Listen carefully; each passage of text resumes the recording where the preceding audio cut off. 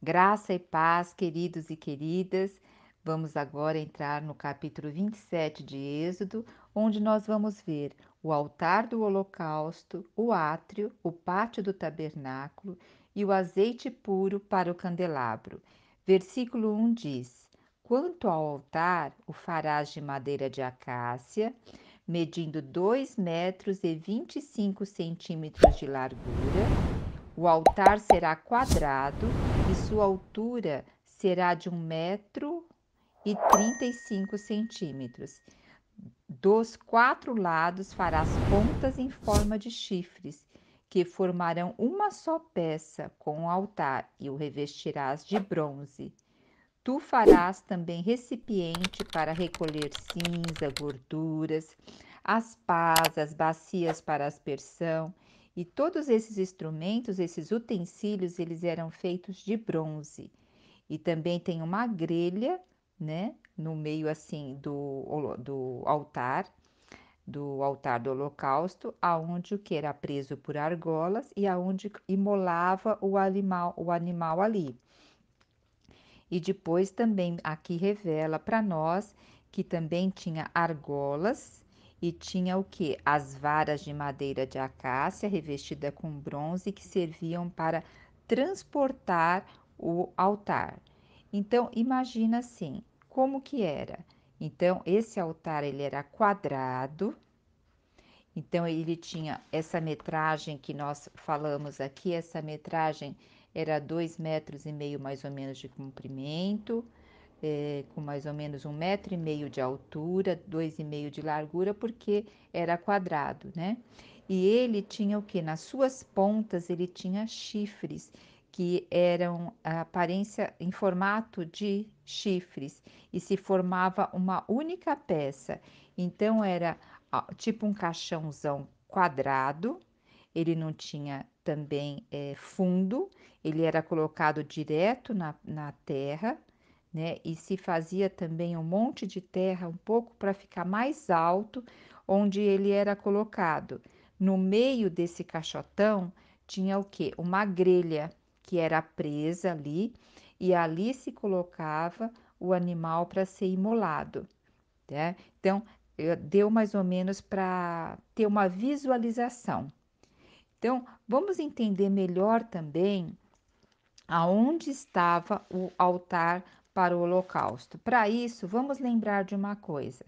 O tabernáculo, ele tinha 3 partes. As 2 partes que nós já falamos um pouco, pouquinha coisa sobre ela, eram que as partes cobertas, que nós tínhamos os santos dos santos, que era a parte mais interior, aonde estava a arca, e tinha o santo lugar, que ali tinha o candelabro, a mesa dos pães. E aqui, como que era dividido esses 2 locais? Esses 2 locais eram divididos por um véu, que nós falamos no capítulo anterior. E depois, então essa parte era toda coberta com aquelas 4 cobertas que nós falamos e a estrutura dele era o que? De madeira de acácia revestida com ouro. Então toda essa parte era de estrutura de madeira de acácia revestida com ouro, com as 4 cobertas de cortinas, e também lá dentro tinha 2 ambientes, o Santo dos Santos, que só tinha a arca, e o Santo Lugar. Agora, o lado de fora do átrio, que fica ao ar livre, é chamado a parte externa, pátio ou átrio. E é quando se vai entrar no tabernáculo, o primeiro local que tem que se deparar é o quê? Ali com o átrio, onde tem o quê? O altar do holocausto. Então, e como se delimitava esse espaço do tabernáculo? Desde a parte coberta e a parte não coberta. Ele era cercado, falar numa linguagem mais atual, havia um cercado, que vamos ver logo já mais à frente, a partir do capítulo 9, e esse cercado, ele era por meio de uma cortina branca, e ele o que? Cercava todo o tabernáculo, e ele tinha uma abertura, uma única abertura. E quando se entrava ali naquela abertura, o primeiro instrumento que se via, a primeira peça que se via, era o altar do holocausto. Então, isso tem que fixar um pouco na nossa mente, que ao entrar ali no tabernáculo, o primeiro espaço que se entra na parte aberta, que se chama átrio, e a primeira peça que se vai encontrar ali, e a peça maior que existe, é o altar do holocausto. Então, as pessoas, quando elas iam fazer ofertas, elas só poderiam chegar até esse local. Por quê? No lugar santo e no lugar santo dos santos, só podia entrar no lugar santo o sacerdote, e no santo dos santos, o sumo sacerdote, que nós vamos ver mais para frente quem o Senhor estabeleceu, tá? E também, só fazendo uma lembrança aqui, que os 4 pontas que tinha aqui no altar do holocausto, que era em forma de um chifre, ele representa os 4 cantos da terra, norte, sul, leste, oeste, porque o Senhor deixa claro no Novo Testamento que o evangelho tem que ser pregado a todas as nações, né? Então aqui nós vamos ver o significado maior do holocausto, para a gente ver que é o evangelho, as boas novas ser enviado para todas as nações. E o altar do holocausto, como eu disse, era a maior peça do tabernáculo, formada esse formato quadrado. E ele servia para expiar o pecado. Expiar, a gente acha muitas vezes uma palavra difícil de entender, né? Ela vem do latim e ela quer dizer livrar-se de uma culpa ou erro, pagar por ele, né? Pagar por esse erro, sofrer e padecer pelo pecado. Isso que significa, né? A vítima, quem era colocado ali no holocausto, no altar do holocausto? Era a vítima que era um animal inocente. Ele era morto, ele era imolado no lugar da pessoa pecadora. Então, aquele animal simbolizava a pessoa que tinha pecado. A mesma coisa em Isaías 53, 7 diz que Cristo, né? Ele vai falar que ele foi oprimido, mas não abriu a boca. Como um cordeiro foi levado a matadouro, e como a ovelha muda perante os seus tosqueadores, ele não abriu a sua boca. Era assim que era feito, e assim foi feito com Cristo, né? Então, esse altar, ele inclusive, ele era de madeira de acácia, revestida de bronze, e bronze está ligado ao julgamento de Deus. Ali o Senhor julgando. E o altar, como eu disse, ele era elevado sobre um monte de terra, ficando mais alto que as outras peças. E quem foi elevado? Foi Jesus para ser sacrificado. Ele foi erguido numa cruz e ele também foi levado ao Monte das Oliveiras, o Gólgata, né? E ele ficava mais alto ali. Então, em João 3,14 diz assim: importa que o Filho do Homem seja levantado, importa que Jesus seja levantado. Ali ele foi levantado e sacrificado. Ele foi esse holocausto, ele expiou os nossos pecados, ele levou a culpa do nosso erro, ele sofreu e padeceu por nós. E para isso nós vamos ver depois sobre a porta, tá? Então, o altar, lembra, ele foi colocado bem ali na entrada da porta. Então, se entrava no tabernáculo, a primeira peça que se via era o altar do holocausto. E essa é a primeira parte do nosso contato com o Senhor. Quando nós nos achegamos ao Senhor, nós o que? Nós reconhecemos que Jesus morreu por nós, porque ele que abriu esse novo e vivo caminho para nós podermos voltarmos a ter contato com o Pai. Então, esse é o plano da redenção de Deus, né? E aquele que crê no Filho tem a vida eterna. João 3,36 diz isso. Então, quando nós cremos no Filho, nós aceitamos a obra de redenção. E quando Cristo olha para nós, ele olha o sangue de Cristo. Então, o altar do holocausto é um lugar de morte. E ali a nossa vida foi colocada como um sacrifício para Deus. Foi Cristo sacrificado, mas quando nós aceitamos o sacrifício de Cristo, nós morremos para as nossas convicções, para as nossas vontades, desejos e expectativas, e abrimos o nosso coração para viver segundo a vontade de Deus. Então, no altar, quando nós aceitamos a redenção de Cristo, nós colocamos a nossa velha criatura ali no altar e ressuscitamos com Cristo. Essa palavra, em 1 Coríntios 1,18, diz que essa palavra que nós estamos falando agora, que é a palavra da cruz, porque o altar do holocausto, ele representa a cruz, é a morte. E diz em 1 Coríntios 1,18 que essa palavra da cruz é loucura para os que se perdem, loucura, mas para nós que somos salvos, sabe o que que é? É o poder de Deus, porque ele nos permite adentrar ao Senhor. E também nós temos em Romanos 6,23 dizendo que o salário do pecado é a morte, mas o dom gratuito de Deus é a vida eterna, por Cristo Jesus nosso Senhor. O salário do pecado não tem como, nós tínhamos que pagar com a nossa própria vida, porque a nossa natureza é pecaminosa. Mas Cristo se deu como dom gratuito, e hoje, por meio dele, a gente tem a vida eterna. E os sacrifícios hoje que agradam a Deus, depois que a gente aceita essa obra de redenção, sabe quais são os sacrifícios para isso que agrada a Deus? É um espírito quebrantado, um coração quebrantado e arrependido, e jamais será desprezado por Deus. Um coração arrependido jamais será desprezado por Deus. Quem nos diz isso e confirma é o salmista, lá no Salmo 51, 17. E para fechar essa parte aqui do altar do holocausto, olha, o altar dos sacrifícios indica a parte suprema da obra de Deus.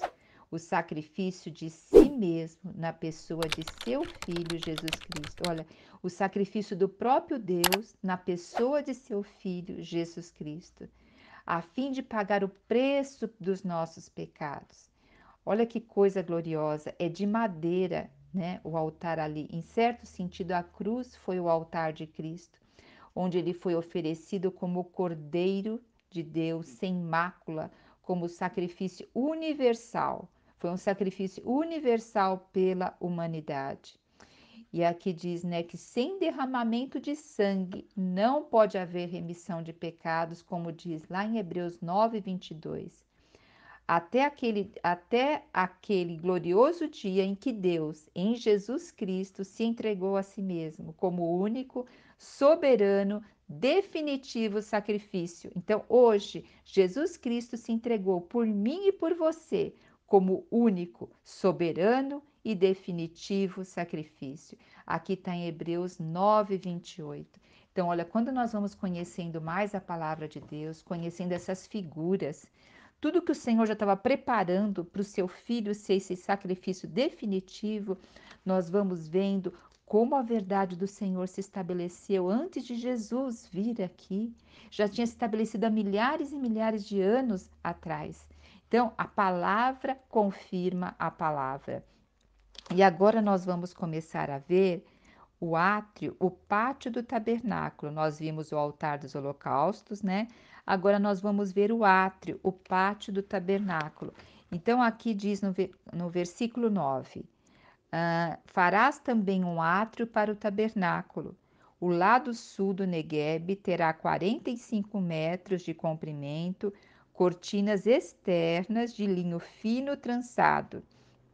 E aqui vai falar com 20 colunas e 20 bases de bronze, com ganchos e ligaduras de prata nas colunas. Então, lembrando, né, que eram. Primeiro, deixa eu explicar um pouquinho. Então, esse cercado que cercava todo o tabernáculo, ele era composto de um linho branco torcido. E ele tinha cerca de 45, 50 metros e tinha uma altura mais ou menos de 2,5 metros de altura. E havia as colunas para prender as cortinas. Essas colunas, elas eram feitas o quê? De bronze e com ganchos e ligaduras de prata nas colunas. Então, nós vemos aqui tanto a parte do julgamento de Deus, mas quanto a parte da prata, que é a redenção de Cristo.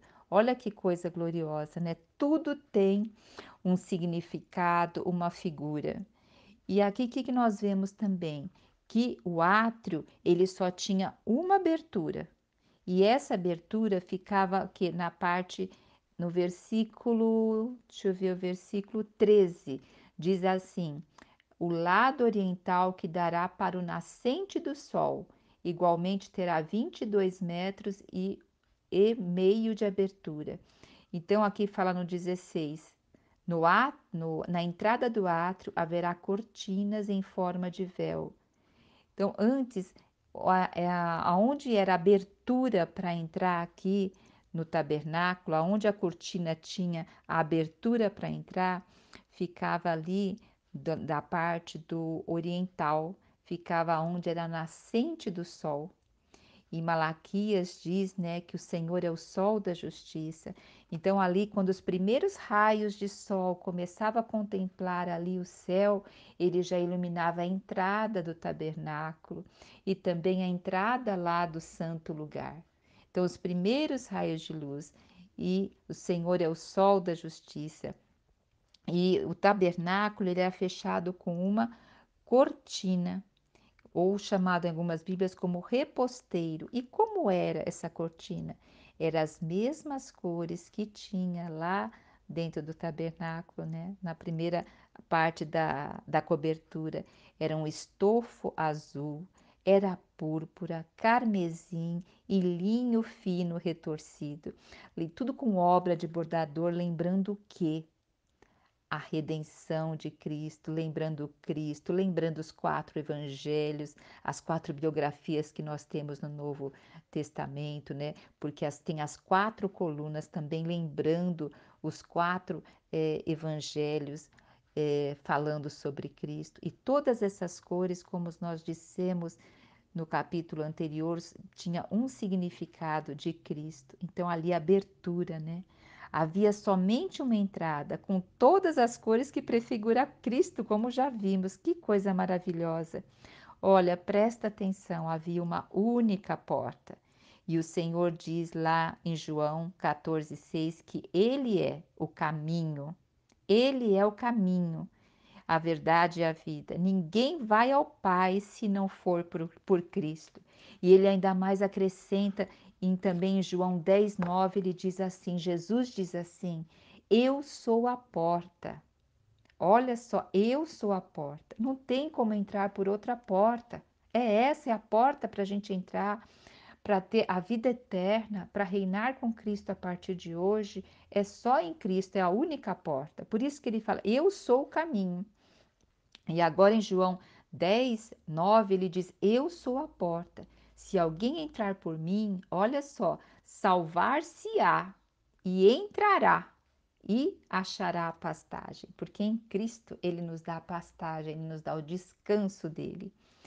E também em João diz que ele é o bom pastor. Ele é o bom pastor. E o que o bom pastor faz? Dá a vida pelas ovelhas. E quem foi morto naquele altar do holocausto? O pastor das ovelhas. Para que as ovelhas fossem salvas, para que nós fôssemos salvos. Ele deu a sua vida por nós no altar do holocausto, na cruz, né? Então, pensa, tinha todo esse cercado com toda essa cortina branca e tinha uma única porta. E logo quando se passava por essa coberta de estopo azul, púrpura, carmesim, linho fino retorcido, o que se via logo na primeira coisa quando se entrava ali passava pela porta? Se via o altar do holocausto. Então, o altar do holocausto é a nossa primeira experiência como cristão na presença de Deus. Essa experiência, ela é a fundamental, porque ela é o que é uma experiência onde nós aceitamos Cristo. Mas por um outro lado, ela é a primeira experiência e ainda ela é parcial. Sabe por quê? O Senhor tem muito, muito, muito mais para nós quando vamos entrando no santo lugar e quando vamos entrando nos santos dos santos. As nossas experiências vão se aprofundando quando nós vamos entrando no tabernáculo, né? Agora, como que era o tabernáculo para quem olhasse de fora? Quem olhasse de fora só via o quê? Um cercado enorme de o quê? De uma cortina branca. E ela tinha uma altura mais ou menos de 1,5 m, então não dava para ver lá dentro. Então, quem está de fora, como eu li aquele versículo, né? Que a mensagem da cruz é loucura para as pessoas, né? E para quem está de fora só vê isso, só vê branco ali e não entende nada, para eles é até loucura aquilo. Mas para quem nasce de novo é o poder de Deus. Agora, se a gente for ver lá em João 3,3, está falando a história de Nicodemos. E Nicodemos queria saber como que ele poderia entrar no reino de Deus. E o Senhor disse para ele que se ele não nascesse de novo, ele não poderia ver o reino de Deus. Então, olhando do lado de fora só, não dá para ver o reino de Deus. Tem que passar por essa porta, que é Cristo, né? Se você ainda não nasceu de novo para ver e entrar no reino de Deus, eu convido você a ler João 3 sobre Nicodemos e depois dizer a Deus que deseja nascer de novo, entrar pela única porta do tabernáculo que é Cristo e aceitar o sacrifício que ele fez de uma só vez por todas, e eficaz e permanente. E assim a gente vai vendo a verdadeira eficácia do sangue de Cristo na nossa vida. E agora eu convido você a fazer uma oração comigo e dizer: Senhor Jesus, ó Senhor Jesus, ó Senhor Jesus, invocando o nome de Jesus, dizendo: ó Senhor Jesus, agora eu entendo o seu sacrifício por mim. Entendo que eu não podia ter acesso a ti se não aceitar o seu sacrifício por mim. Então, eu me arrependo e desejo morrer para as minhas convicções, alheias a verdades que está em sua palavra, e me abro para te receber no meu coração como meu Salvador, como o meu caminho, como a minha porta, como a verdade e como a vida. Senhor, eu te recebo em nome de Jesus. Agora você já entrou aqui. Agora você pode entrar, você já entrou pela porta do tabernáculo eterno, eterno. E agora você pode já começar a desfrutar de toda a abundância que Deus tem em espírito para todos os seus filhos, porque ele nos fez propriedade eleita dele, povo exclusivo dele. E agora nós vamos ver a última parte desse capítulo, que é o azeite puro para o candelabro. Está no versículo 20. Então, Deus, orientando aqui Moisés, disse assim: Ordenarás aos filhos de Israel que tragam azeite puro de olivas amassadas. É azeite puro, para não ter fumaça, tá? Para o candelabro, para que haja lâmpada continuamente acesa no recinto. Arão e seus filhos manterão essas lâmpadas acesas na tenda do encontro, fora do véu que está diante das tábuas da aliança, para que queime desde a tarde até a manhã perante Deus, perante Yahvé, perante o Eu Sou. Isso é um decreto perpétuo para as gerações dos filhos de Israel. Então, aqui o Senhor está pedindo que o povo traga azeite de olivas amassadas para manter aceso o candelabro. O candelabro ele ficava no lugar santo. E ali Arão e os filhos de Arão, que vão ser denominados o sumo sacerdote Arão e os filhos de Arão sacerdote, é que só eles podiam entrar ali e fazer o que? Acender o candelabro. Então, nós temos aqui o candelabro, são as lâmpadas acesas. E o nosso Senhor Jesus disse lá em João 8,12, disse: Eu sou a luz do mundo. Então, hoje, olha só, eu sou a luz do mundo, Jesus é a luz do mundo. E quem me segue nunca andarás em trevas, mas terá a luz da vida. Se nós seguirmos ao Senhor, nós teremos paz que excede todo o entendimento no nosso coração. Mesmo que as coisas estejam complexas, A paz de Deus excede todo o entendimento, porque nós sabemos de onde viemos, o que estamos fazendo aqui e para onde vamos. Então o Senhor diz: Eu sou a luz do mundo. E Mateus 5,13 diz também que nós, que diz assim: Vós sois a luz do mundo. Hoje, Cristo está em nós. E nós hoje somos essa luz aqui também no mundo. E o Senhor diz que Cristo em nós é a esperança da glória, como diz lá em Colossenses 1,33. Nós somos vasos, e dentro do vaso, nós não estamos preocupados como é a aparência do vaso de fora. Nós não estamos embelezando esse vaso por fora, mas nós queremos que o nosso conteúdo seja a luz de Cristo, seja a Cristo, seja o Espírito Santo. E dessa forma, nós também vamos ser luz, instrumentos de Deus nessa terra, nessa época tão tenebrosa. E a palavra de Deus diz assim: quem de mim se alimenta, por mim viverá.